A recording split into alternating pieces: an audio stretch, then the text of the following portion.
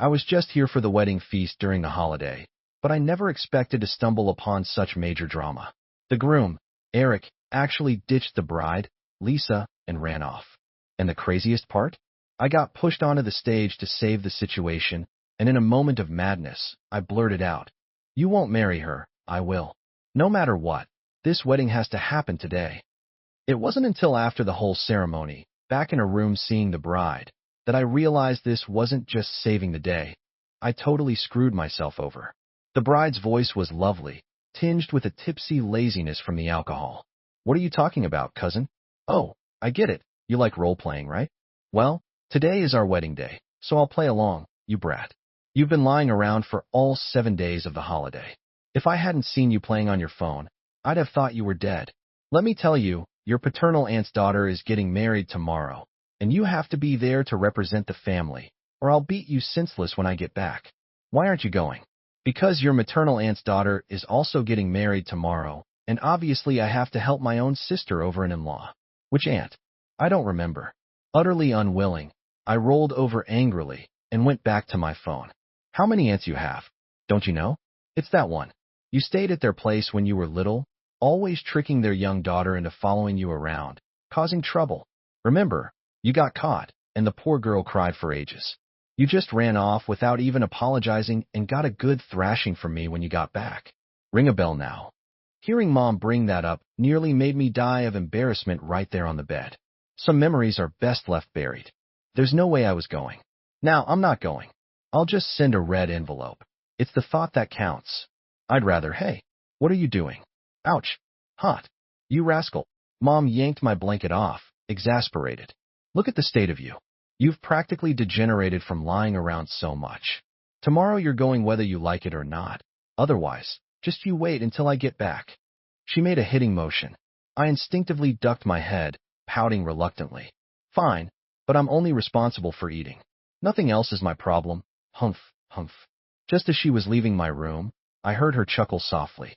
My internal alarms instantly went off. Knowing her, there had to be a scheme involved. Why else would she look like her cunning plan had succeeded? I quickly sat up and called her back. "Mom, have you plotted something with them to set me up? You little brat. What are you saying?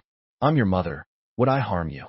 She was instantly displeased by my words, glaring back irritably before starting her lecture again. "If you showed even a little promise, would Mom have to resort to this? Look at your buddies, your childhood friends. Which one of them isn't married yet? So Anso's mom is already holding her grandchild and me? After working my fingers to the bone raising you this big, you won't even find a girlfriend, just lying around at home all day." Listening to her made my scalp tingle. Curse my big mouth. I wanted to slap myself. Why'd I have to ask? Now I felt uncomfortable all over. Let me tell you, I've seen photos of the bridesmaids. They're all your cousin's best friends, very reliable girls. You better be sharp, kid, try to make a good impression. If you only focus on eating, see if I don't break your legs when I get back. Did you hear me, you little punk?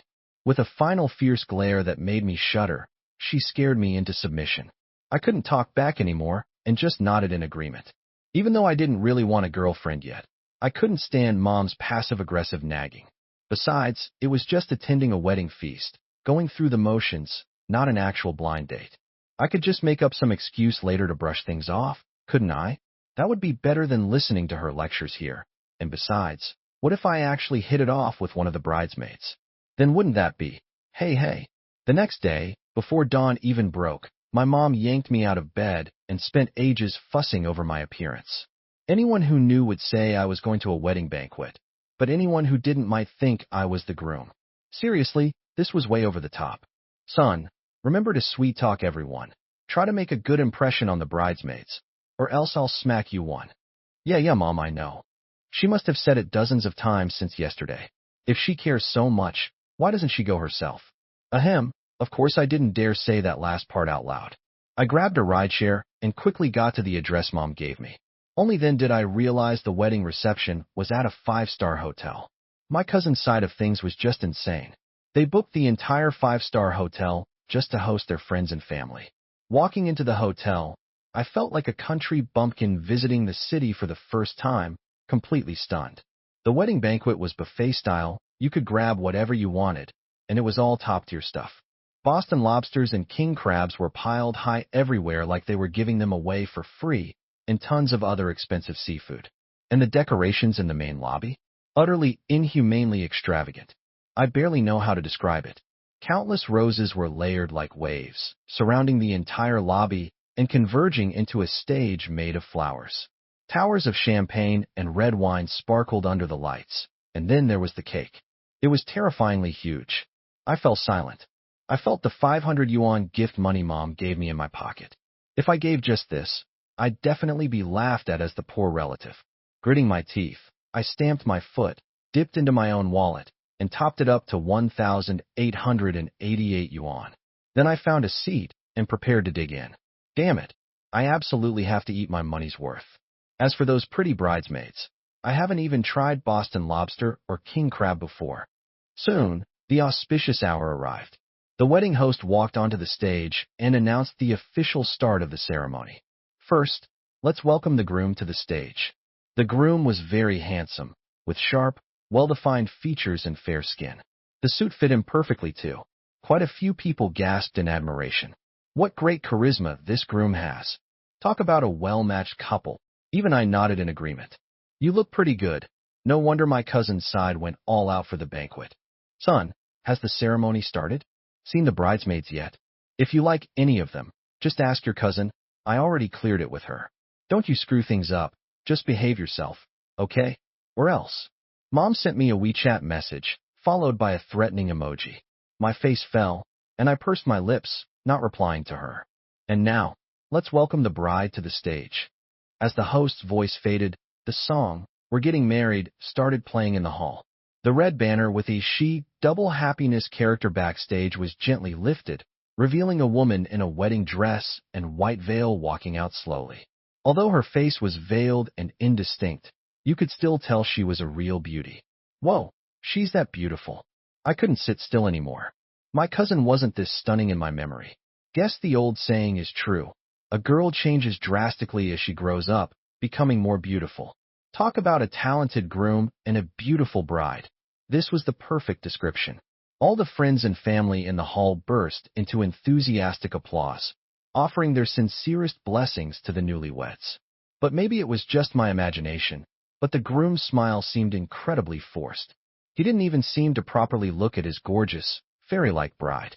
Groom, in this incredibly moving moment, do you take the woman before you to be your wife? Although the groom was still smiling, anyone could see how forced it was. The lively atmosphere gradually quieted. No, impossible. He's my man. He absolutely cannot marry you. Just as all the friends and family were waiting for the groom's answer, an untimely shout suddenly rang out. An uninvited guest burst in, ran straight onto the stage, and grabbed the groom's hand. Didn't you say that if I dared to crash this wedding, you'd dare to leave with me? Well, I did it, and I thought it through. Let's elope. Seeing her, the groom's smile was no longer frozen. His face gradually flushed, and nodding vigorously with tears in his eyes, he said, "Okay, you brat. How dare you? I'll break your legs." This scene almost made the groom's father choke with rage. "I'm cutting off all your cards. Eloping? Go starve. You'll be the death of me." This put the groom in a tough spot. He clenched his jaw, his eyes darting between her, the bride, and his father. The woman who'd crashed the wedding grabbed the groom's hands, gazing deeply into his eyes. "I like you. I love you, not your family's money. As long as you're with me, I don't care if we end up homeless, eating garbage off the street. I won't regret it." That line struck the groom right in the heart. The uncertainty on his face vanished instantly. He gripped her hand back and looked at his father, who was now panting heavily with fury, with eyes full of defiance and resolve. "Dad, I won't be a puppet in an arranged marriage. I want to pursue my love. I want to live my own life." With that, he pulled the woman along, and, in front of all their friends and family, quickly strode out of the hotel lobby, adorned with double happiness symbols. Holy crap! Seeing this, I slapped my thigh hard. It blew my mind. The banquet hadn't even started, and we got served this major drama. A wedding crashing? This is too outrageous. Let me be clear, I don't mean to judge by appearances.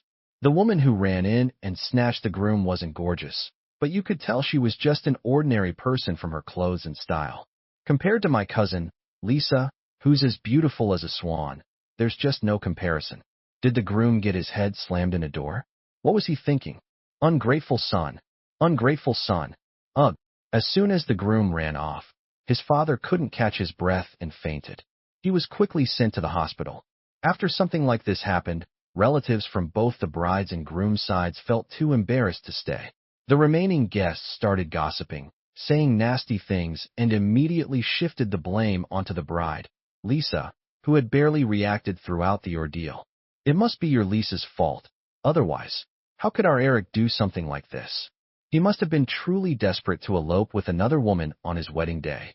What crap are you spewing? We watched Lisa grow up. You think we don't know what she's like? At least the one crashing the wedding wasn't her. Someone, why don't you say it was your brat who wronged our Lisa first, abandoning her at the altar to run off with another woman? Good riddance. Lucky this traitor didn't become our son-in-law. It's definitely Lisa's fault. Otherwise, why would our Eric run off with another woman? She must have done something shady first, like that pre-wedding party invited her ex-boyfriend, and then, suddenly, someone delivered a slap. Watch your damn mouth. How could we have almost become in-laws with people like you? Disgusting, absolutely disgusting. Instantly, the accusations from both sides grew fiercer, attacking and slandering each other. The problem, of course, was definitely not their child. Listening to their arguments and the escalating chaos, my breathing grew ragged. I started to get furious. Everybody shut the hell up. Recalling the few memories I had with my cousin from childhood, all the trouble I'd gotten into, she was almost always the one shielding me, protecting me. Now it's my turn to protect her. I can't let her be humiliated. He won't marry her, I will. No matter what happens today, even if the sky falls, this wedding must go on. My voice boomed, cutting through the hall's chatter.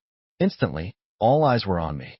To make my performance more convincing, I pinched my thigh hard enough to bring tears to my eyes. I've loved you for so long. Seeing you about to marry another man, my world felt like it was ending. This unfortunate incident, it's something none of us wanted to see happen, but I believe this is fate giving me a chance. Miss Lisa, could you possibly give me a chance to? I was painting myself as a simp who'd been pining for her forever. Perfect for the situation, right? As I spoke, I was desperately trying to signal her with my eyes.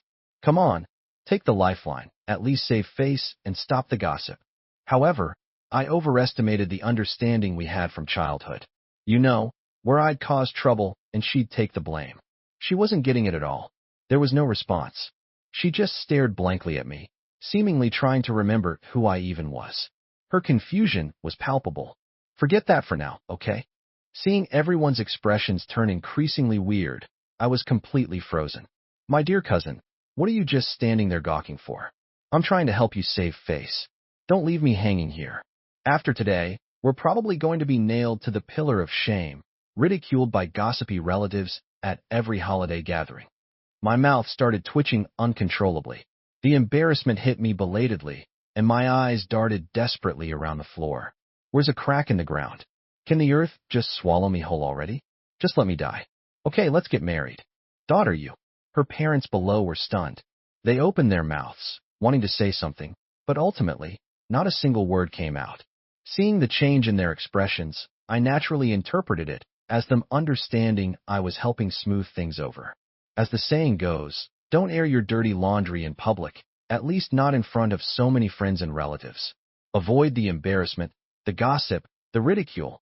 Otherwise, how could they ever hold their heads high again? The wedding MC looked at me, slightly dazed, but with things having reached this point, he couldn't really object. The rest of the wedding proceeded as planned, except I was now the groom. Put the ring on the bride. He handed me the box. I opened it. Inside was a pea-sized diamond ring. My eyes nearly popped out. This thing must have cost a fortune. But I didn't screw up or make a fool of myself. Putting on a look of deep affection, I took the bride's hand and slipped the ring on her finger, adding at the end, I'm sorry it started like this. Later I'll make it up to you with a wedding just for us. One without any more unpleasantness, okay? Her reply was again just one word. Her face was hidden by a thin veil, so I couldn't see her expression, but I could tell she was genuinely beautiful.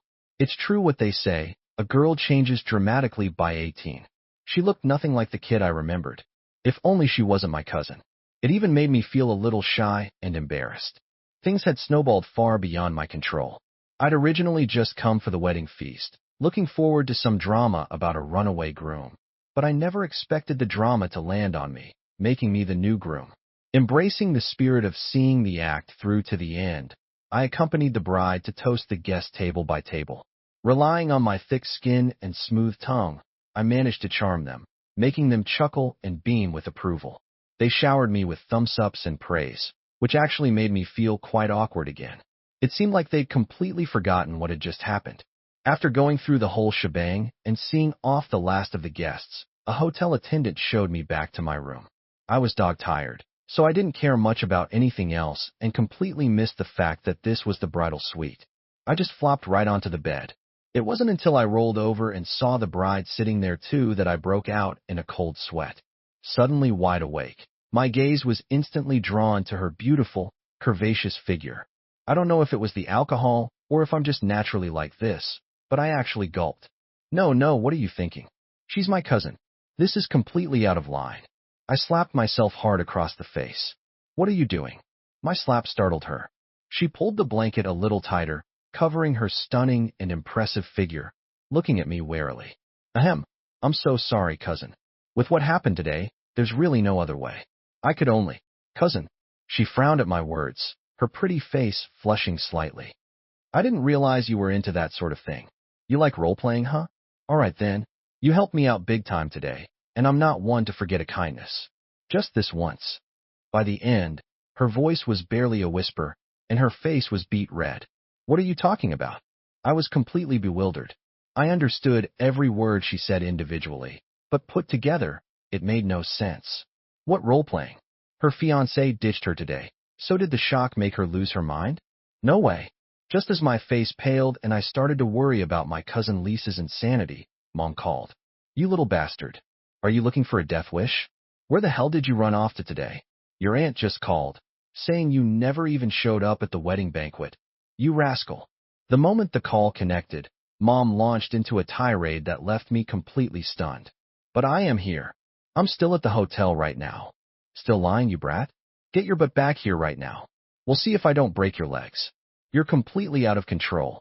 I just asked you to meet a few bridesmaids. Was it necessary to do this? It's your cousin's big day, for crying out loud. She got more and more worked up, making me super embarrassed. I mumbled something and quickly hung up. Otherwise, I'd never be able to show my face again. Meanwhile, the woman in front of me, seeing my predicament, started looking at me even more strangely. Impossible. Haven't I been at the hotel all day? How could you say I wasn't? Suddenly, a realization hit me, and my face changed drastically. My hands clutching my phone wouldn't stop shaking. I silently opened my WeChat chat history and saw the message Mom had sent me. I nearly fainted. The hotel I was supposed to go to was the Mo Lu Granule Hotel, but the hotel I was in was the Mo Lu Jasmine Hotel. The Mo Lu Jasmine Hotel is a 5-star hotel in our city. That Mo Lu Granule Hotel was just a cheap knockoff, trying to piggyback on the name. They're completely different hotels. It wasn't just me. Even the driver got the name wrong and dropped me at the wrong place. Are you kidding me? Knowing the truth, my scalp tingled. This meant not only was I in the wrong place, eating at the wrong banquet, but the woman in front of me wasn't my cousin at all. And my actual cousin, also named Lisa, her surname is pronounced Joan, but it's a different Joan character. How could it be such a coincidence? Holy crap. Well, my mom wants me home. I quietly got up, planning to bolt, only to find the door was locked from the outside. What's wrong? Are you scared of me? Lisa was lying on her side on the bed, her pretty face flushed slightly, tipsy. I finally understood the look in her eyes. It was like a big bad wolf eyeing a little bunny, and I was the bunny. My legs instantly turned to jelly. A misunderstanding, cousin. No, Miss Lisa. This is all a huge misunderstanding. A misunderstanding? What misunderstanding? Don't tell me the vows you made to me were those lies. When you promised in front of my parents and relatives that you'd take care of me for life, was that a lie too? I don't want to hear your reasons or excuses, and I don't want any explanations, she said, her eyes starting to glisten with tears. What happened today was humiliating enough, and she had barely managed to hold herself together. Then someone had stepped up, shielding her, protecting her, only to tell her now it was all a misunderstanding and he was leaving? Well, she couldn't hold it back any longer. The dam of her pent-up emotions burst, overwhelmed by everything she'd suffered today. Even though there were no feelings for that man, even though the wedding was just an arranged marriage brokered by their families, she was still a woman, and facing something like this left her feeling utterly desperate and helpless. Don't cry. Hearing her words, I felt a pang of unease myself. That's why I'd stepped in to protect her in the first place. But I never, ever expected this. Not only was I in a completely wrong place, but the bride wasn't even my cousin. She was a total stranger. Don't go. Stay with me. I'm falling apart. Don't leave a woman when she needs you most. I wasn't sure how much she'd had to drink, but her tipsy state was surprisingly alluring. I suddenly felt flushed, my mouth going dry. Watching her eyes brimming with tears and clearly distraught, she swayed unsteadily towards me and wrapped her arms around me. My heart ached for her, so I didn't push her away, but I kept my distance, careful not to take advantage of her vulnerability. Miss Lisa, please don't do this. Today was all a misunderstanding. The truth is, she silenced me, raising a slender finger to my lips. Her gaze was hazy, lost, mesmerizing as she looked at me. Our lips were mere centimeters apart. Her fragrance, soft and sweet, felt like feathers tickling my heart, making it itch. My breath quickened, becoming ragged. I felt myself losing control. Maybe it was the alcohol, maybe it was the charged atmosphere in the air. Neither of us seemed able to hold back anymore. I leaned forward just a fraction, and my lips brushed against hers. They were cool, soft, and sweet. She closed her tear-filled, hazy eyes, her hands instinctively wrapping around my neck. She pressed her lips firmly against mine for a moment before her body suddenly went slack. She'd actually fallen asleep in my arms, just like that. Tear tracks still stained her cheeks. I didn't know whether to laugh or cry. One second I felt like a volcano on the verge of erupting. The next it was like being caught in a sudden downpour. It didn't extinguish the fire completely, but it definitely dampened things. I couldn't take advantage of her, could I? Even though she was married today, we were still strangers. I couldn't do something like that. Holding the soft, yielding woman in my arms, I felt a mix of pity, helplessness, and even a strange tinge of disappointment. Gently, I carried her back to the bed and tucked her under the covers. After gathering my own things, I went to the door and called out softly. After what felt like ages, I heard footsteps approaching. It was a young woman's voice. Brother-in-law, stop shouting. Tonight is your wedding night.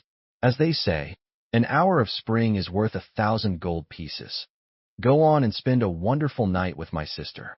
Hearing that from outside the door made my head buzz. Was that something a normal person would say? It sounded like Lisa's younger sister. Does Lisa even know her sister says such insane things? Ahem, I felt my face flush hot again. I glanced back at Lisa, sleeping soundly on the bed. The angel and devil on my shoulders had a brief, fierce argument, but in the end, I just let out a long sigh. Looks like I wasn't getting out of this room tonight. I didn't dare call Mom. Instead, I quickly sent a WeChat message, pulling an all-nighter at the internet cafe tonight. Then I immediately turned off my phone, too afraid to even see the reply. Exhaustion finally overwhelmed me. I slumped onto the table and quickly fell asleep. Apparently, I even dreamed, and it was about some pretty girl. I was lost deep within the sweet embrace of the dream, even drooling without realizing it. Hee hee hee. There, pretty girl, don't go. Let's keep playing. Suddenly, a shiver ran down my spine, and I jolted awake. My head was pounding fiercely, and my whole body felt drained and weak. Just as I was sucking in a sharp breath against the throbbing pain, a cool voice drifted from behind me. Had enough fun playing with your pretty girl? I nearly imploded from sheer embarrassment.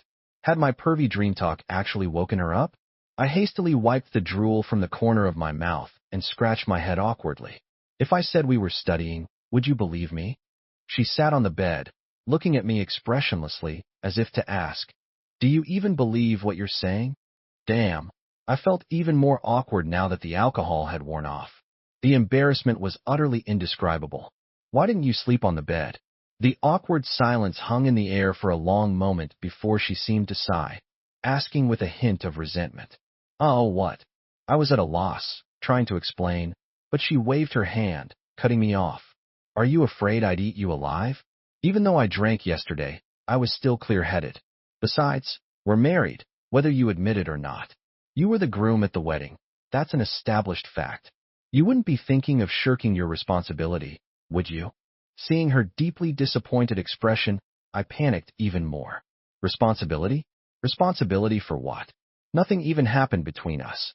But then again, didn't what she just said imply that if I'd been a bit more proactive last night, maybe? No, no. How could I take advantage of someone in that state? I'm not that kind of person. I quickly snapped back to reality, suppressed the flutters in my heart, and decided I had to explain things clearly to her. When it came down to it, this whole thing was really just a misunderstanding.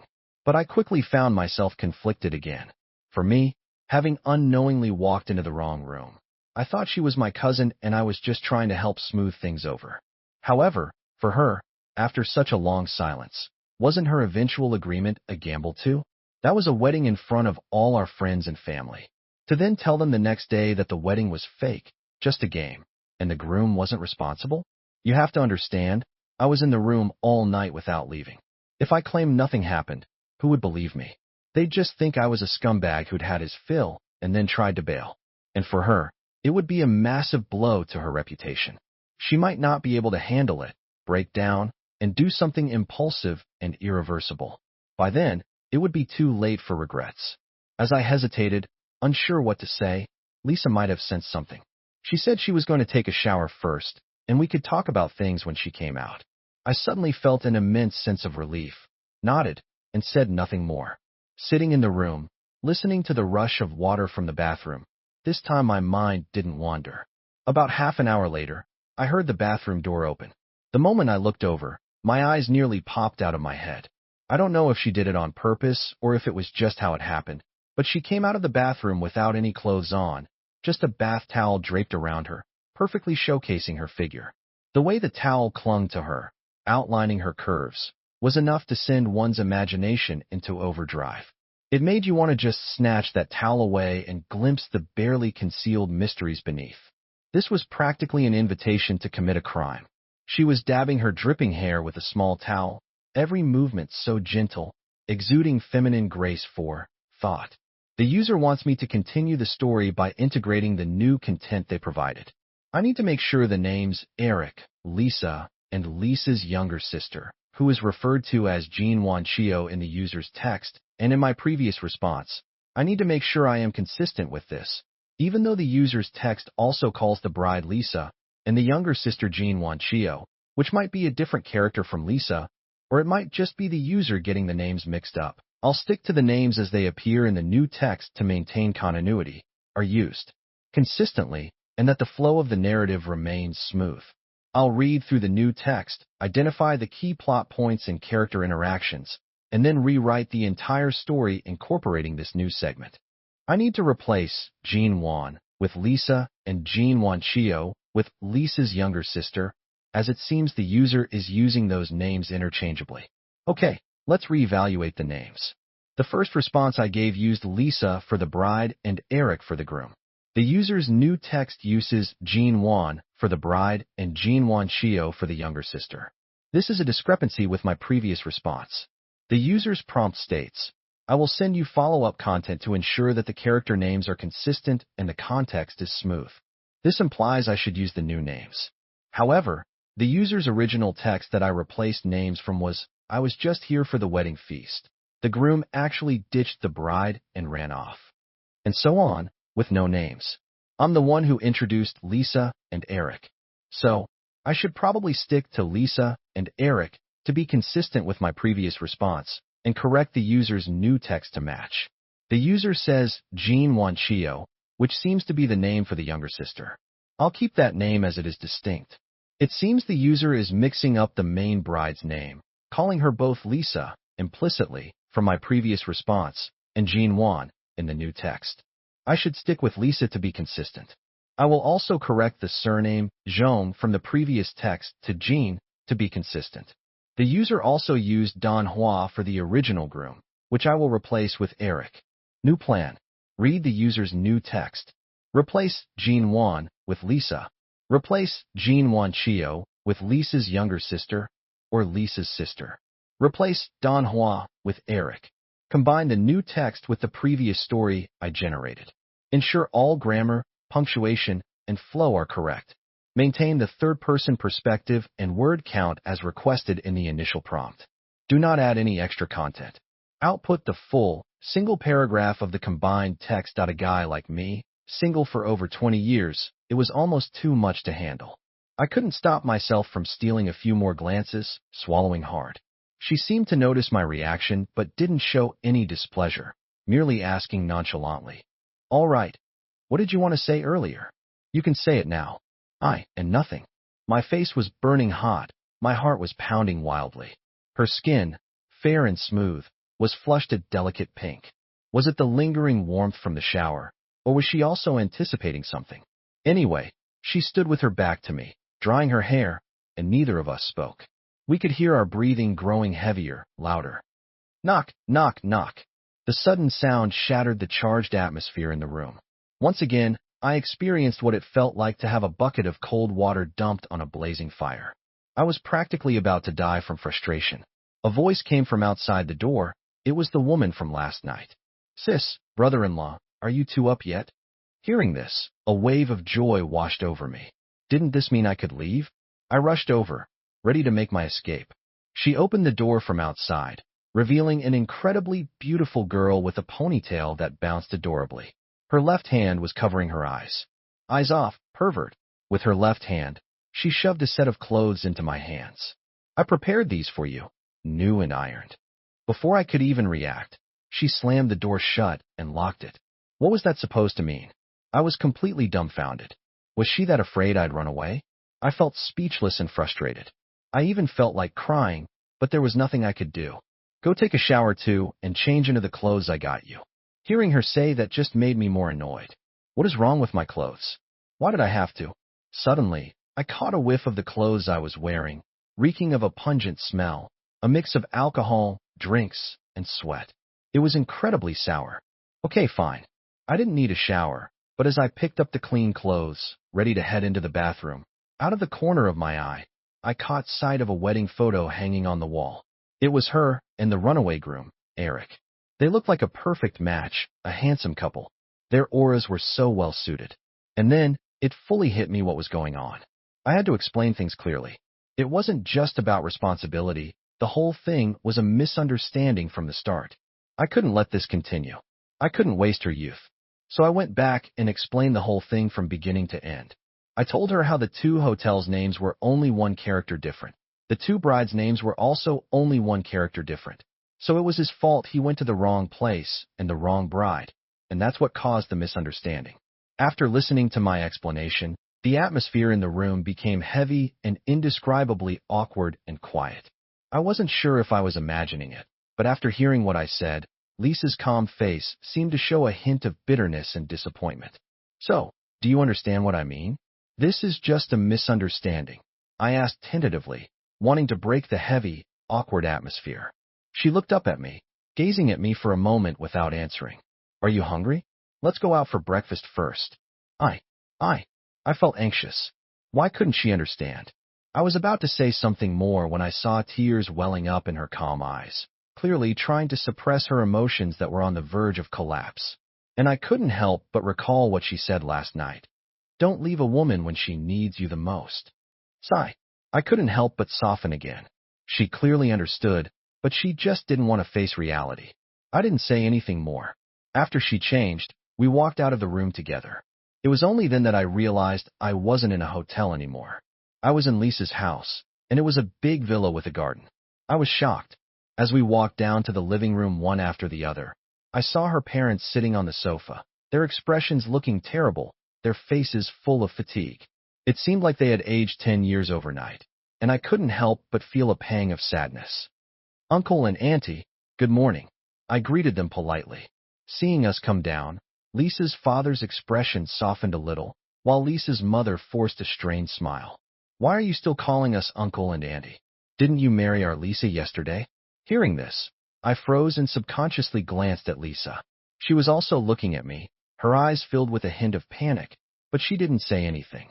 So I could only scratch my head awkwardly, deciding not to say anything else for now. "Dad, "Mom, good morning."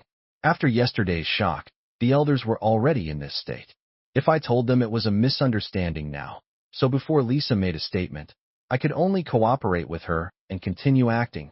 Otherwise, the elders would be even more devastated when they found out the truth. "Good child."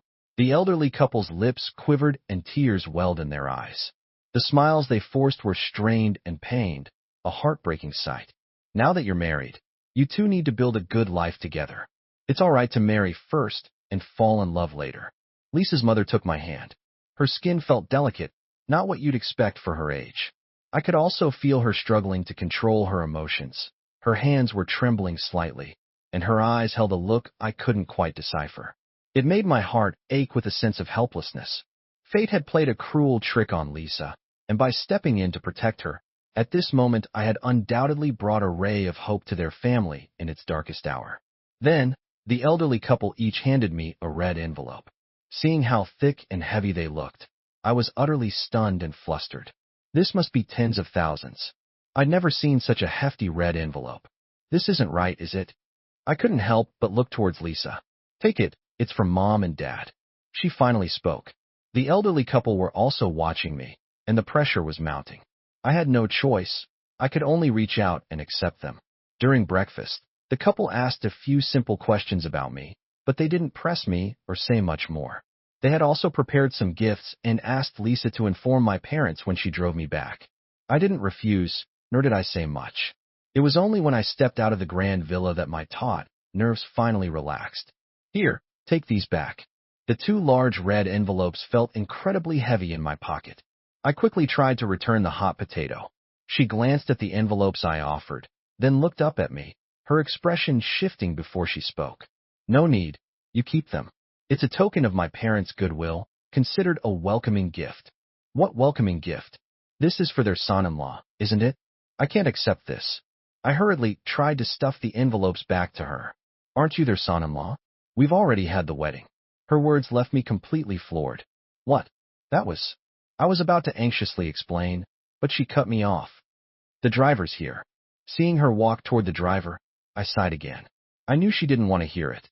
If it was a misunderstanding, then let it be a complete one. Even though I didn't know her well, having only met her today, her insistence on hiding the truth meant she was resigned to this mess. This wasn't just unfair to me, but to her as well. If her parents knew the truth. At this thought, I fell silent again. "What are you spacing out for? Get in the car." She took the keys from the driver and, seeing me still rooted to the spot, frowned. "No, it's fine. I could take a taxi back." I quickly refused. Though I'd agreed to cooperate with her, she looked displeased, slapped the car roof, and said coldly, "I told you to get in. What's with all the nonsense?" I was startled and didn't dare say another word. I hastily scrambled into the car and sat obediently in the passenger seat. "Where do you live?" Lisa started the car and slowly drove out of the large, garden-equipped villa. "It's at—" I gave her my home address. After that, neither of us spoke, and the atmosphere in the car became quiet and oppressive. Several times, I secretly glanced at her. Her features were exquisite, and even with light makeup, she looked even more beautiful. This made me fantasize how wonderful it would be if she were really my wife. Beautiful, rich, and a great figure. Unfortunately, the gap between our circumstances was too vast. She could only aim higher, not settle for less. A guy like me wasn't worthy of her. I didn't know what she was thinking. As I grew increasingly awkward and uncomfortable, we finally arrived at my old, shabby little residential complex. Staring at the dilapidated building before me, battered by the elements over decades, I finally snapped back to my senses. This was reality. "Thanks." After the car stopped, I thanked her and got out.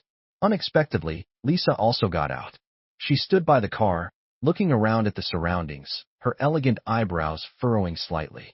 Her reaction irked me a little, but I also knew it wasn't disgust, but rather that this place was simply outside her realm of experience. She lived in a grand villa with a garden. Her status and background were clearly not simple. She would hardly ever encounter an environment like this.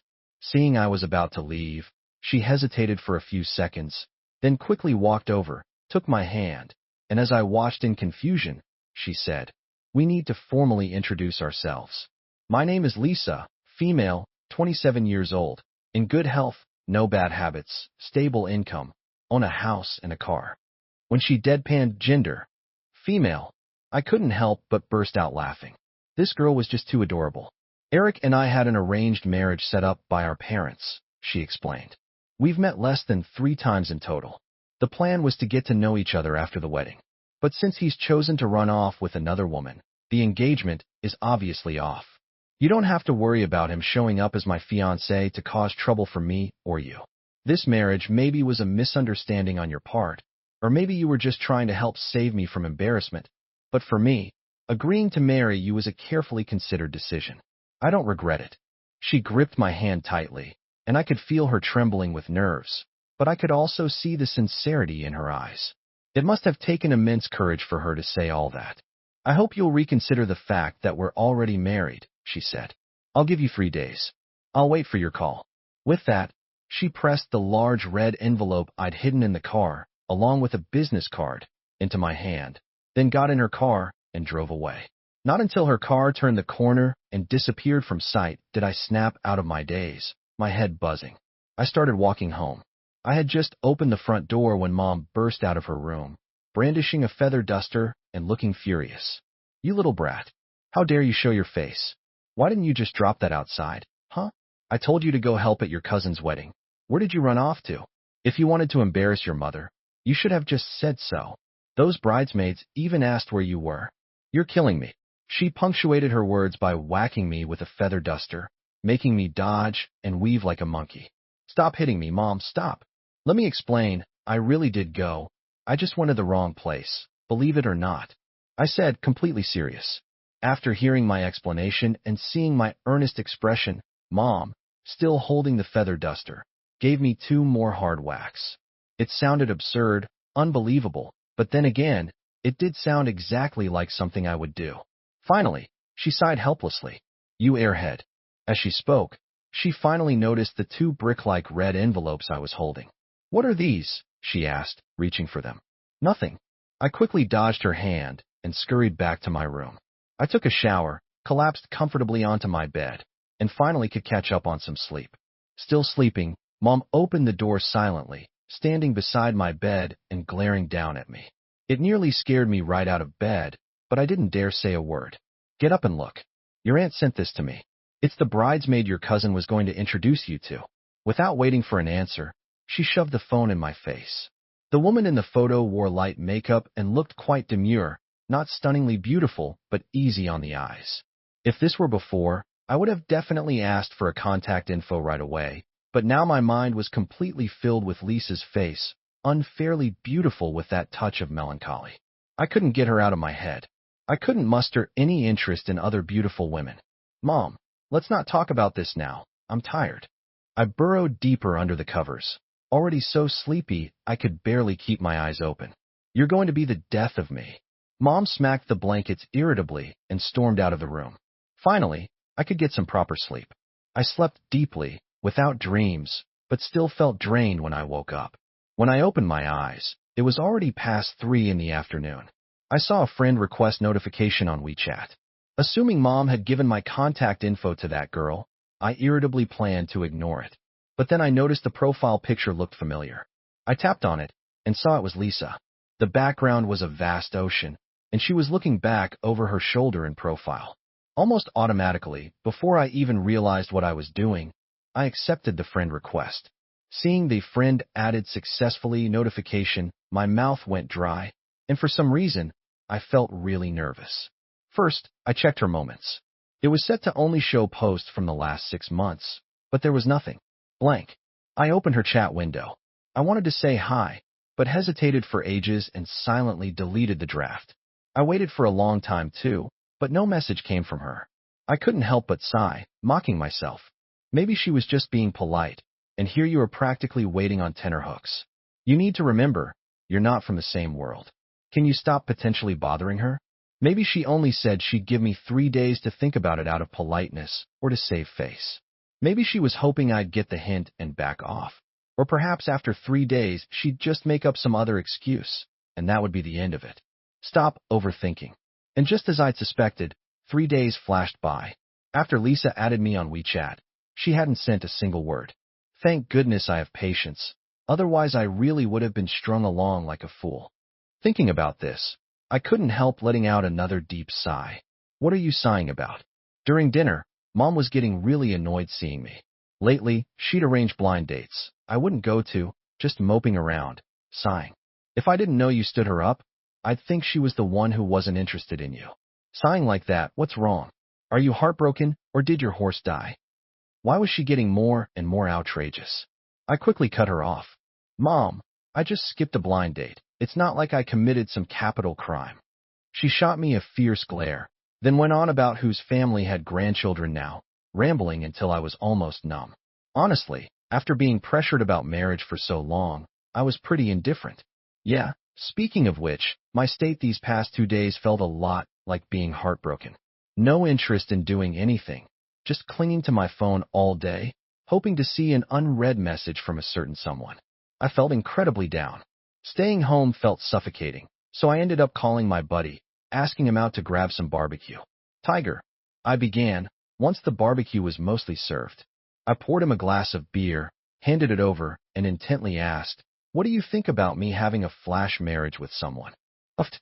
Tiger sprayed out the beer he hadn't swallowed yet. Luckily, I reacted fast enough to dodge, or I'd have gotten a face full. Others at the barbecue stall looked over. I gave them an apologetic smile, indicating nothing was wrong, and handed Tiger a napkin. Are you crazy or stupid? Tiger wiped his mouth, staring at me in disbelief. He said seriously, "As your brother, let me tell you, marriage is a huge deal for life. It's not about just finding someone random to make do with. If she's a good woman, you luck out. But what if you run into a bad one? How exactly would you handle that? My friend, let me tell you up front, if you need to fight a divorce case, don't come asking me for money to hire a lawyer." As he spoke, he poured me a glass of beer. I know. I grimaced, feeling a bit conflicted. But what if? What if she's even prettier than Louis Fay?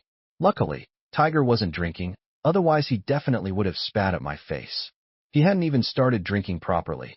How was I already sounding drunk? Have you played too much Ginkgo Impact and fried your brain? But speaking of flash marriage with a good woman versus a bad one, of course I choose Louis Fay. He clearly thought I was joking, so I didn't say much more. After all, the whole situation was pretty unbelievable. Pathetically, I found myself thinking about Lisa again. She really was gorgeous. Too bad I didn't sneak a picture. We didn't talk about it further after that, just enjoyed the skewers and beer, shooting the breeze about everything under the sun, couldn't be more relaxed. Suddenly, the already lively barbecue stall erupted with jeering and shouting, attracting a lot of attention. A group of rowdy young guys were heckling, and a delicate female voice choked out, "Lee's song, you've gone too far. You asked me out tonight not to confess your feelings, but to humiliate me.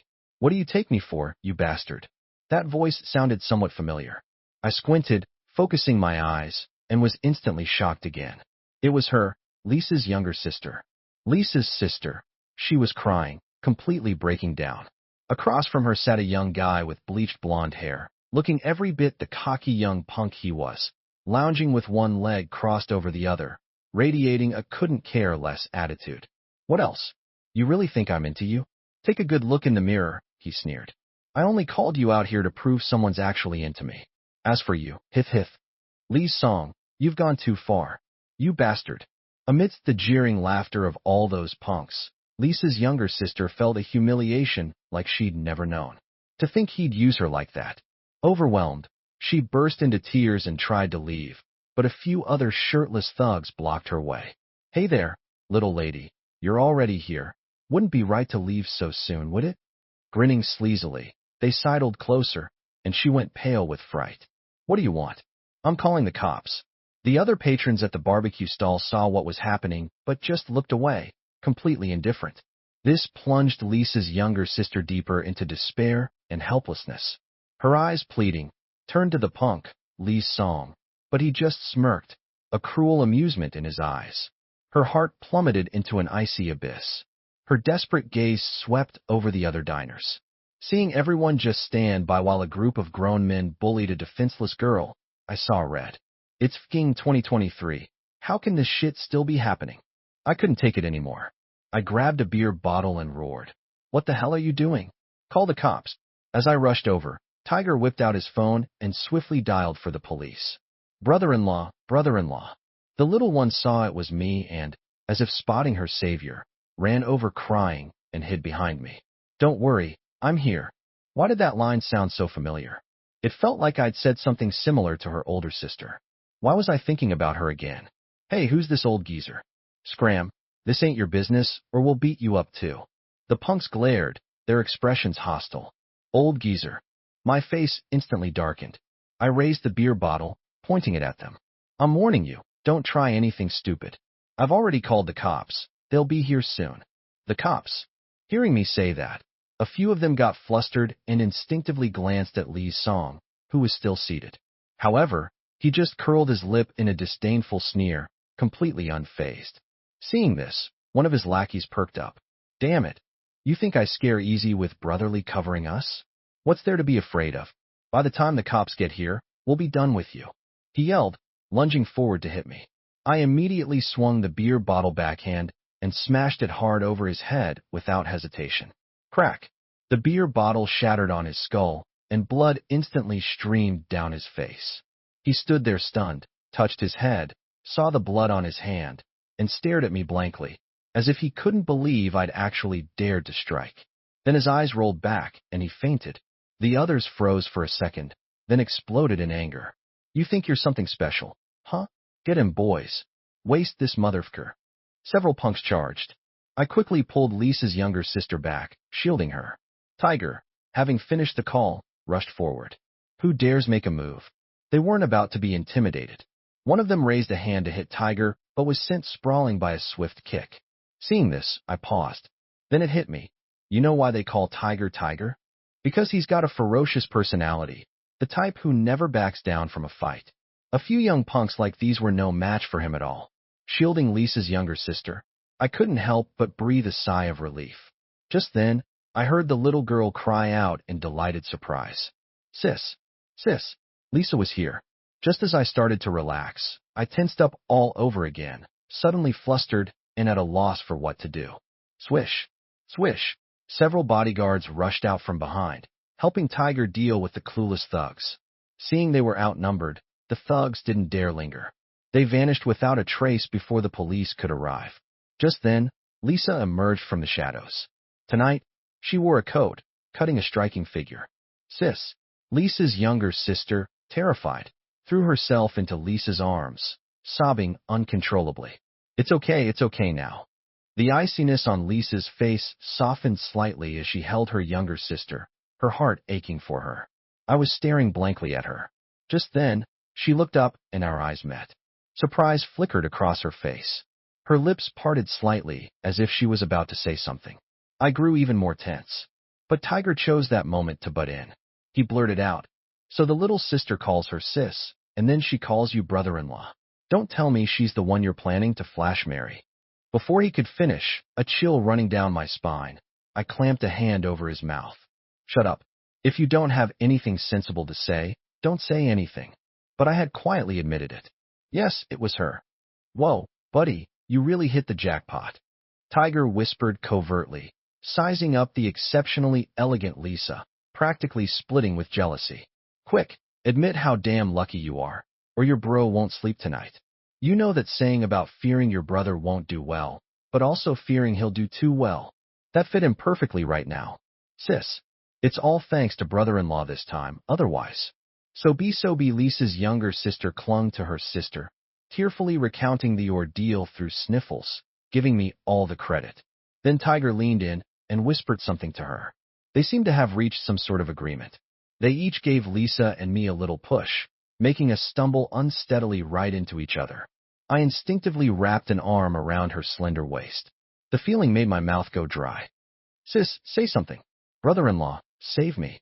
Her little sister played wingman from behind.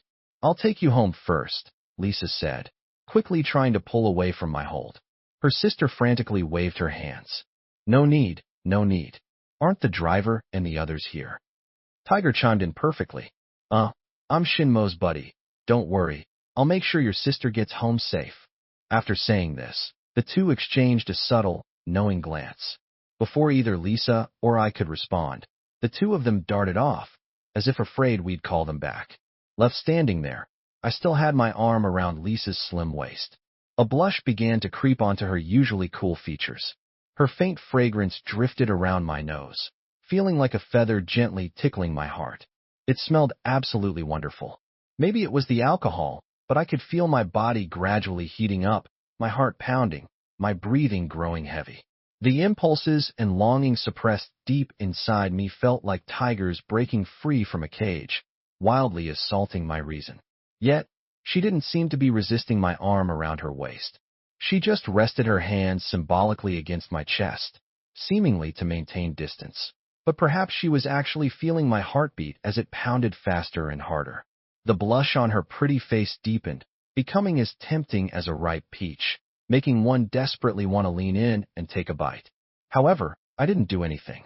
Setting aside everything else, there were too many people watching. It was just too embarrassing. Then she applied a little force and slipped out of my embrace. It looked decisive, but it felt more like a reluctant, half-hearted push, tinged with unwillingness. Let's go. I'll take you home. She started to turn away, but after thinking for a couple of seconds, she hesitated, then actually reached out and took my hand. Feeling the warmth spreading from her palm into mine, I was stunned for a moment, then so thrilled I almost gasped out loud. The car sped through the city tonight, quickly bringing me back to the gate of my apartment complex. Sitting in the passenger seat, tipsy from the drinks, feeling both fuzzy and strangely clear-headed, I couldn't help but ask, "Why haven't you come looking for me these past few days?" Hearing my question, she visibly froze, then unbuckled her seat belt. "You've had too much to drink." She walked around in front of the car, opened the passenger door, and leaned in to unbuckle my seat belt. The sweet fragrance of her hair filled the air, leaving me momentarily dazed. "Why haven't you come looking for me?" I leaned close to her ear, blowing a gentle breath of warm air against her skin. Her pretty face instantly flushed crimson. Her hand paused on the seat belt buckle, head bowed. Her waterfall of long hair cascaded over me as she spoke weakly. "That's what I should be asking. Why didn't you come find me?" Her voice was calm, but laced with a hint of bitterness. My head spun. Throwing caution to the wind, I pulled her into an embrace. She stumbled, losing her balance and falling against me. Like a docile little lamb, she buried her face in my chest, refusing to look up. After a moment's hesitation, she raised her arms, wrapping them around my neck and burrowing even deeper. I saw the blush on her pretty face spread all the way to the tips of her ears. She didn't say a word, but it spoke volumes. Fueled by the alcohol, my body grew hot. Hers felt a little cold. I tightened my grip, and she hugged me back just as fiercely, clearly enjoying the warmth of my embrace. I tried to warm her chill with my own heat, my hands staying respectfully still around her, but she seemed dissatisfied. She took my hands, lifting them, as if guiding me towards something. Under the influence, my mind grew hazy. All I remember is a dizzying sensation as my lips met something soft, cool, and faintly sweet. Had she kissed me? "I missed you, too." An almost inaudible whisper, seemingly pouring out long suppressed longing. My head started to clear. "What did you say?" Just like that, my question deflated the tender atmosphere we'd painstakingly built. Mortified, she struggled out of my arms, turning her head away so I couldn't see her face, flushed like a ripe peach ready to drip juice. "It's late, you should go." Okay." A sudden emptiness filled my arms. The cold breeze snatched away the last vestiges of warmth, leaving me feeling dejected. I stood up and had only taken a few steps toward the complex gate when I heard her call softly from behind. "Don't you have anything you want to say?" Turning back, I saw her standing in the shadows. I couldn't make out her expression, but I could see her body trembling slightly. Was it fear, shyness, or anger? It was only then that I realized today was the third day. She'd given me 3 days to think, which was why she hadn't disturbed me. But actually, the moment she set that deadline, she had already made her decision. And here I was, still hesitating, delaying my answer. She's the girl. This is something I, as the man, should have initiated, yet I made her. The cold wind shocked me fully awake. I rushed back and pulled her fiercely into my arms, greedily inhaling her scent. "Were you waiting for my answer?" "I'm sorry. There's still 10 minutes left before the third day is over." It's not too late. Actually, I wanted to tell you. Maybe this whole misunderstanding was fate bringing us together. Maybe I'm not good enough for you right now, but please believe me, I will absolutely not let you down. And I promised you, I owe you a proper wedding. When she, holding back tears and on the verge of breaking down, had said, "Don't leave a woman when she needs you most," I knew then that she couldn't leave me. My decision to stay wasn't out of sympathy or pity for her, but because my thoughts were a mess. But I knew what I was doing, and I wouldn't regret tonight's decision. Okay, okay. Her voice trembled as she hugged me tightly, burying her face in my shoulder. I couldn't tell if she was wiping away tears. Not long after, she went back inside. Even after showering and lying in bed, I still hadn't snapped out of the sweet tenderness of that moment. Memories flashed through my mind like a revolving lantern, replaying every moment between us, chasing away any hint of sleepiness. I wanted to slap myself. Why wasn't I more proactive earlier? Why did I always make the girl take the initiative? That's not how it should be. I quickly grabbed my phone, opened her WeChat, and agonized over what to message her. Buzz, buzz. A notification popped up. It was a message from Lisa. Surprise and joy surged through me. I hurriedly opened it, and my blood ran cold. The message was brief. "I have to go on a business trip. It'll be a few days if it's quick, a week if it's not. When I get back, we'll meet with your parents to discuss our marriage." I couldn't help but pout a little, disappointed and dejected. Didn't we just make things official tonight? And now I wouldn't see her for so many days. Damn it, I'd only just discovered what it was like to have a girl who was all soft and sweet-smelling. I thought I was finally going to taste sweet romance, but it turns out it was a long-distance relationship from the get-go. But then I quickly pursed my lips into a smile. It was just a few days for a business trip. I'd see her when she got back, right? It seemed I'd celebrated too soon. On her business trip, Lisa reverted to her old self, very cold. 2 days had passed, and aside from that one message, she hadn't said anything else to me. It really had a guy like me feeling insecure and on edge. The good mood I'd painstakingly built up over the past few days gradually cooled down in the face of her unresponsive silence. Gradually, I stopped caring as much. I had work to do, my life was moving on. It's just that sometimes in the middle of the night, I'd remember, and a few more days passed, and my parents dragged me to another relative's wedding. Why was someone getting married practically every day? The crucial thing was I could not go as long as they didn't try to set me up on some blind date. I was just there for the food, period. At this wedding banquet, I finally saw her, my older cousin, the one who always took the blame for the trouble I caused when we were kids. It hadn't been easy to see her. She'd changed a lot since childhood. She'd really blossomed, just like the saying goes about how much girls change as they grow up. But there was still something familiar in her eyes and brow. I couldn't help but remember how I'd gone to the wrong hotel, barged into Lisa's wedding, and mistaken her for this cousin right here. So mortifying. My cousin-in-law was also a fine-looking man, spoke politely, and was very considerate of my cousin's feelings. A good man indeed. I couldn't resist teasing him. "Cousin-in-law, you're truly blessed to marry such a wonderful woman like my cousin." "Not at all, not at all. It's my good fortune that your cousin even considered me," he chuckled modestly. My cousin, a little shy but unable to hide the happy smile playing on her lips, shot me a playful glare. "You little rascal. If only your mouth had been a little sweeter when you were a kid, I wouldn't have had to take the fall for you every single time." Honestly, during the meal, my cousin-in-law took great care of my cousin. Watching their sweet interactions, to be honest, I felt a little jealous. Unconsciously, I pulled out my phone and sent Lisa a message. "Are you back yet? I miss you." Time ticked by second by second. The message sank like a stone in the ocean without a single ripple.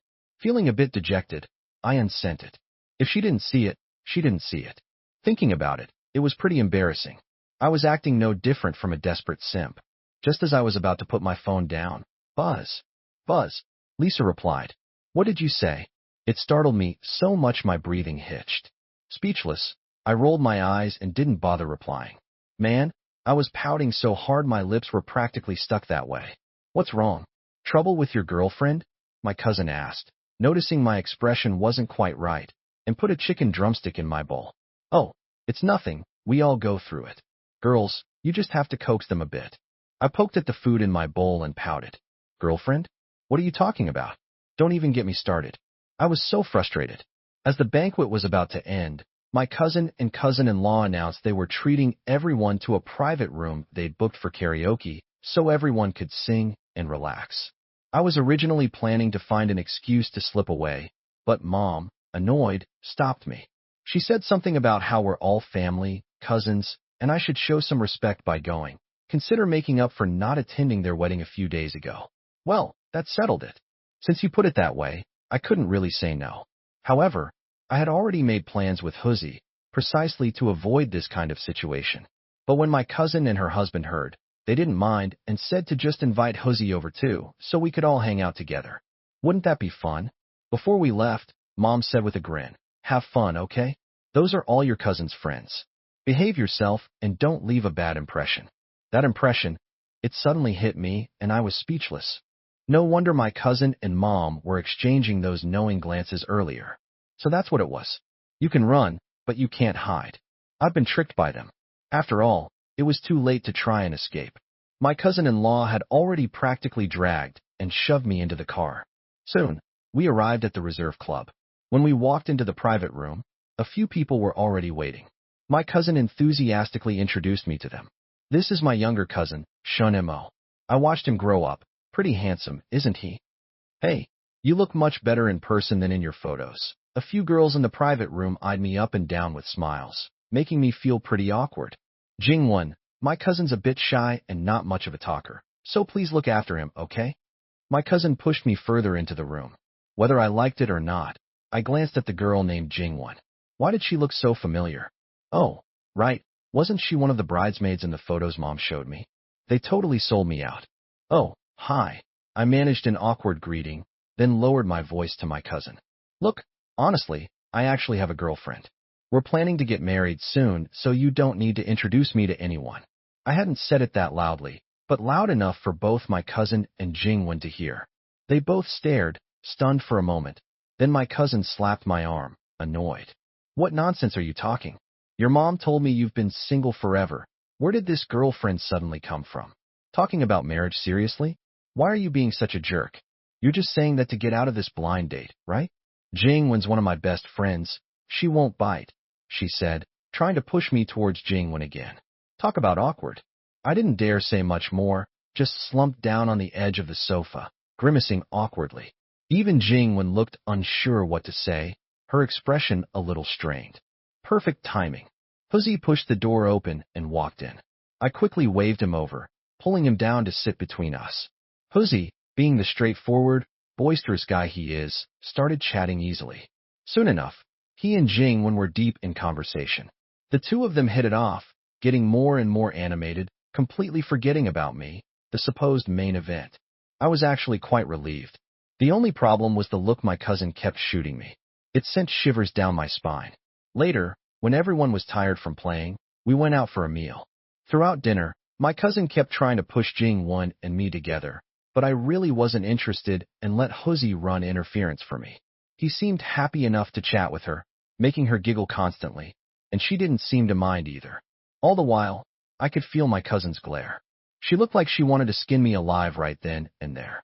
After eating our fill, nobody felt like calling it a night yet, so we found a bar to keep the party going. I started getting into it too. It would have been even better if my cousin hadn't constantly tried to create opportunities for me and Jingwon. "Jingwon, Shinemo, what are you two doing just standing there? Come hit the dance floor. Why'd you come to a bar?" She was out again, manufacturing alone time for us. She grabbed both our arms and started pulling us toward the dance floor. I figured this couldn't go on. If there's no spark, there's no spark. You can't force these things. So I decided to just lay my cards on the table with Jingwon. "Come here, I need to talk to you." The bar music was loud. I practically had a shout.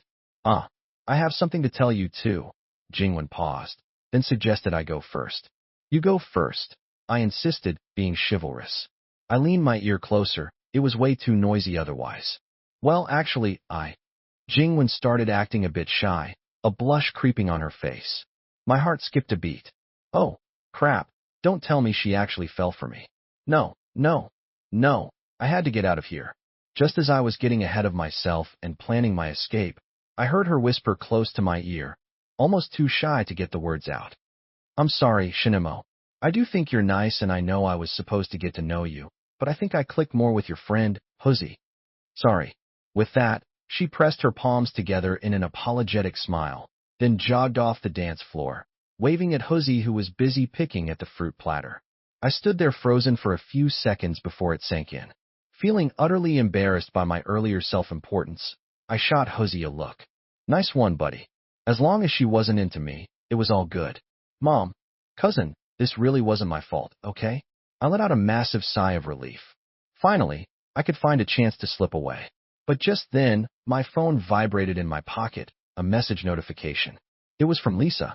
What are you doing? Why the sudden message? I was a bit confused, but quickly typed back. At home, about to sleep. Holy crap, you really can't blame me for lying. I couldn't exactly tell her. Hey, instead of being home asleep late at night, I'm actually at a bar on a blind date. Who knew she'd reply instantly?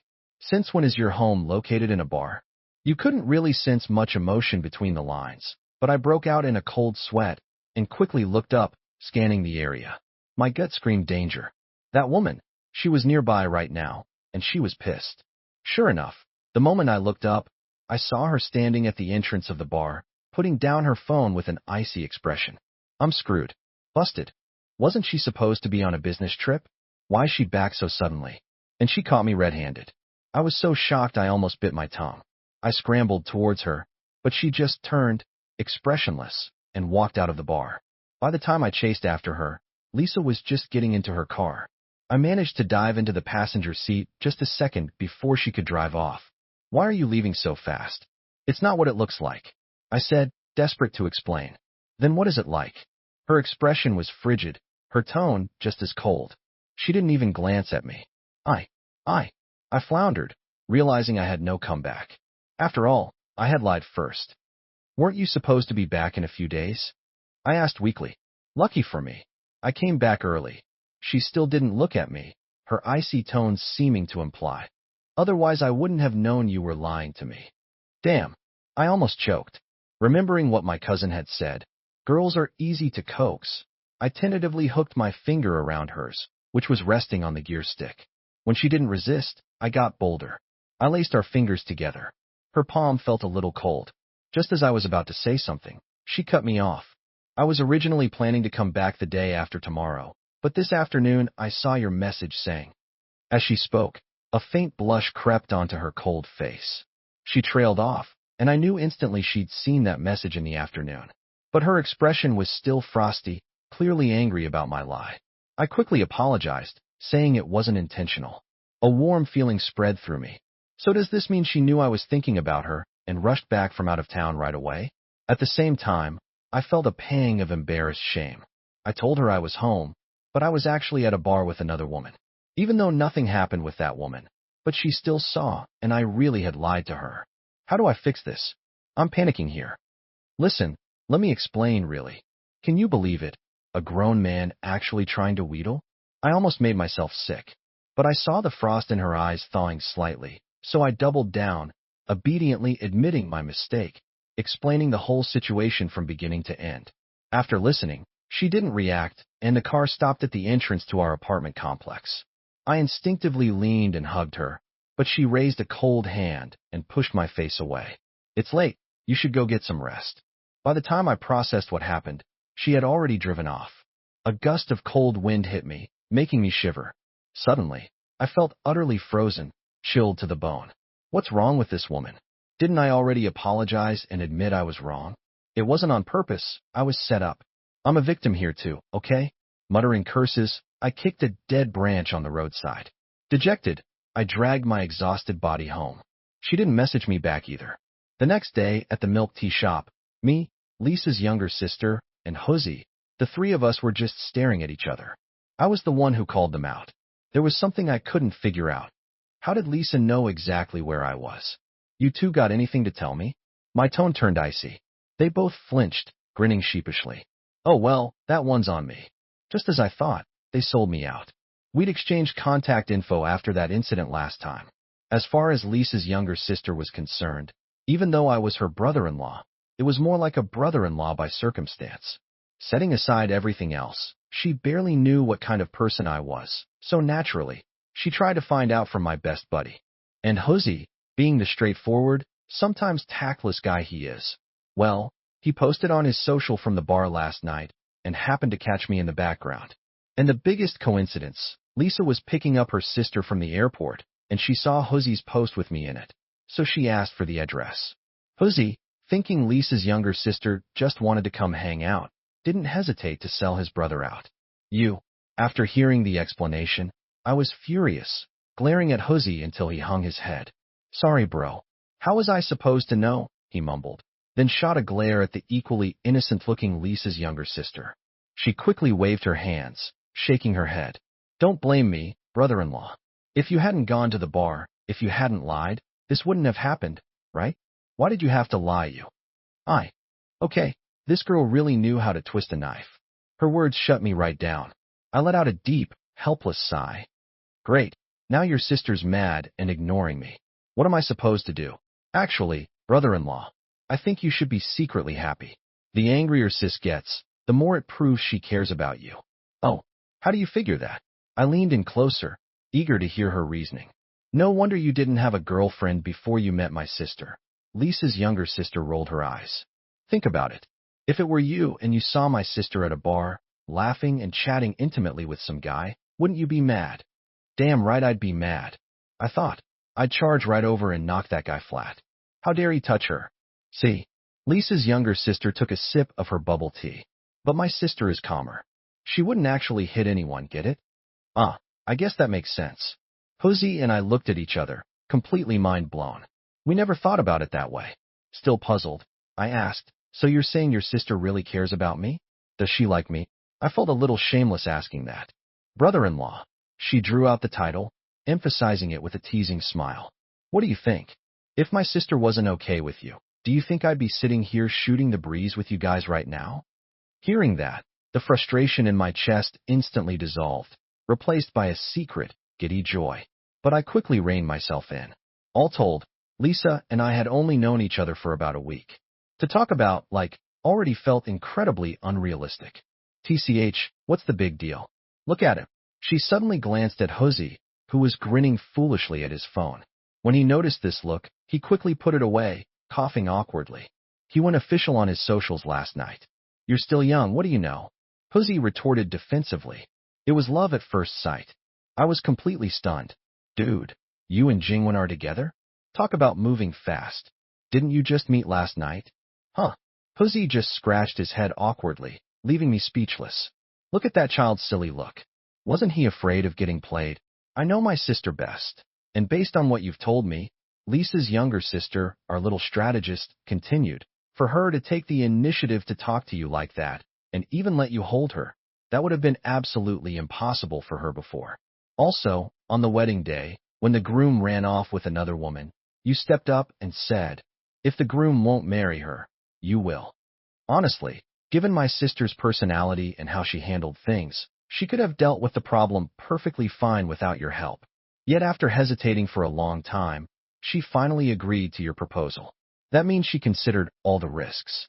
She was willing to accept the risk that came with you, a stranger, essentially gambling that she wouldn't lose badly this time. I wouldn't dare say my sister fell for you at first sight, too, but at the very least, apart from not having the official marriage certificate yet, you two are already husband and wife in practice, if not yet on paper. Really, I was completely taken aback by what this little girl said, a smirk playing on my lips. You're my brother-in-law.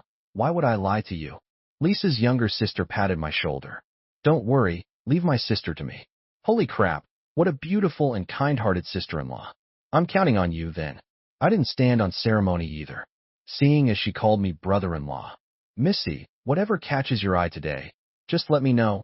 All expenses are on me, young Master Chun. This made the little one exclaim, brother-in-law is the best, and she proceeded to totally fleece me. Although it stung the wallet a bit, I didn't really mind and headed home happy and cheerful. Oh, in such a good mood. Did you hit it off with Jingwen? Seeing me come home humming a tune, Mom came over, smiling cheerfully. My heart instantly sank. Crap, I forgot to tell her about Lisa. I stammered a bit, not knowing what to say. Oh, dating someone and keeping secrets even from your mom? It's not like I don't know that Jingwen girl. I saw her profile too. She seems quite good. If you two hit it off, we can arrange to meet her parents some other day. Aim to get married by the end of the year, and next year have a grandchild. How is this getting more and more outrageous? I quickly interrupted. Mom, listen to me. Jingwen wasn't interested in me. She likes Huzi. They're together now. What? Mom froze for a second, then started stomping her feet anxiously, searching the room for the feather duster. You little bastard. I raised you for nothing. I'm gonna kill you today. That was the Wi-Fi I arranged for you. You gave her to Huzi? Why don't you just call him Dad and be his son instead? Just kill me with anger already. Don't hit me. Don't hit me, Mom. She chased me around the room with the feather duster until I finally found a chance to duck into my room and lock the door, narrowly escaping the ordeal. She yelled from outside. Stay in there if you have the guts. You're making me so mad. She stood outside the door wishing me good health for several minutes before finally cursing and walking away. Early the next morning, I hesitantly opened the door to see her sitting in the living room with a stern face. I cleared my throat twice. Mom, actually, I want to tell you. Yesterday, I already had a flash marriage with someone. We just haven't registered it yet. What nonsense are you spouting so early in the morning? Flash marriage with? You must be blind, she scoffed dismissively, clearly not believing a word. Making up such crap just to avoid a blind date. Think you've grown wings now, huh, kid? Saying this, she moved to hit me again, and I quickly ducked back into my room. It's true. I'm not lying. Come out, see if I don't beat you. Mom yelled from outside the door, leaving me trembling in fear. Why couldn't I make her understand? Ding dong. The sudden ringing of the doorbell saved me from the depths of hell. Who is it? Mom muttered a curse at me before going to open the door. Hello, Auntie, I'm Shinmo's girlfriend. A very pleasant voice sounded from outside. Hiding in my room, I instantly recognized it. It was Lisa. Why was she here? Wait, no, did she say she's my girlfriend? What did you just say? My mom didn't seem to hear clearly. Opening the door, she saw a graceful and beautiful young woman. Even Mom couldn't help but stare, only snapping back to reality after a good moment. Miss, what did you say you were to my son Shen-mo just now? Hello, Auntie. Lisa, outside the door, glanced into the room, her eyes happening to meet mine as I peeked out from my room. A gentle smile bloomed on her face as she solemnly reintroduced herself. To be precise, I am Shunmo's fiancée. My name is Lisa. Fiancée. My mom became flustered and incoherent, stammering several times. Quick, quick, please come in. She shot an annoyed glare at me peeking out. You brat, get out here and greet our guest. Fiancé? How could she not know? I pouted innocently. Didn't I just tell you? Whose fault is it if you didn't believe me? Lisa had brought quite a few things with her this time, all expensive health supplements, which made my mom feel a bit embarrassed. Wait, did you just say my son's fiancé? How come I've never heard anything about this? Yes, ma'am, we got married quite suddenly. We just haven't made it official legally yet. Her story matches mine. Mom was getting wary. Could this be some kind of setup? But looking at this gorgeous girl, she didn't seem like a scammer. What on earth did she see in my son anyway? Mom, I brought over a glass of water just in time to hear her muttering. Any louder, and the neighbors upstairs and down would hear everything. Lisa didn't get angry. She just smiled softly, showing Mom complete respect, answering every question honestly without holding anything back. It had barely been 15 minutes. How many people were in her family, what they did. Mom had already grilled her on every little detail. Seeing Mom grinning from ear to ear, her face flushed, it was obvious she was completely smitten with this sudden daughter-in-law.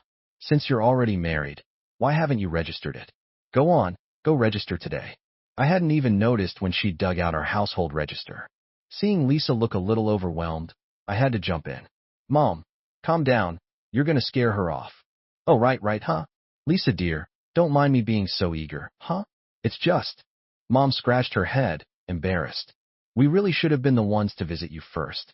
Having you, a young lady, come to our place like this, it's a bit. It was all so sudden today, my husband isn't home, and we didn't prepare anything. Please don't mind how simple things are. Lisa didn't seem to mind at all. She nodded. It's okay, ma'am. I mainly just wanted to let you know that Shunemo and I are married now, so you don't need to arrange any more blind dates for me. I told you, you're the one. The moment I held you, I knew I couldn't be without you. that you were the one I wanted to spend my life with. A mischievous smile appeared on her face, and her eyebrows arched slightly. But you're the one who ran off on me. She pouted playfully, and I knew she was teasing me. Wait, you knew? You knew it was me. She nodded, still wearing that playful smile. I saw your picture on the news. My heart pounded. She had seen my picture on the news? I looked at her, confused. She laughed softly, then said, You see, my brother-in-law is a very famous celebrity, and he had a very well-known wedding. When you ran off, they put your picture on the news, asking for a guy who was willing to marry me. I was completely dumbfounded. I ran off. No, I didn't run off. I had no idea what was going on. My heart raced, and I tried to remember the news. Did I really run off? But then I thought back to the moment I'd first met her, the first time I held her. The moment I held her, I knew that she was the one. Wait, you were the one who ran off. You ran off on me, I said, flustered. She laughed again, then said, I know. It's a long story. I'll tell you the whole thing when we're married. She took my hand and led me to the car. Where are we going? I asked. To your home. We're going to get married. We'll tell your parents we're getting married, and we'll register the marriage. I'm going to take you home with me. She was so determined and so sure of herself. I couldn't help but smile. My heart swelled with pride and joy. She was an amazing woman, and she was going to be my wife. We drove to my home, and my parents were ecstatic. They were so happy to see her, and they were so excited to hear that we were getting married. My mom was so happy. She started crying, and my dad was so proud. He started telling all his friends that I was getting married. It was a wonderful day, and I was so happy to be with her. She was the one for me, and I couldn't wait to spend the rest of my life with her. The next day, we went to City Hall, and we got our marriage license. We were officially married. We were husband and wife. After we got our marriage license, we went to her home, and we told her parents that we were married. They were so happy. They started crying, and they gave us their blessing. I was so happy to have her in my life, and I couldn't wait to spend the rest of my life with her.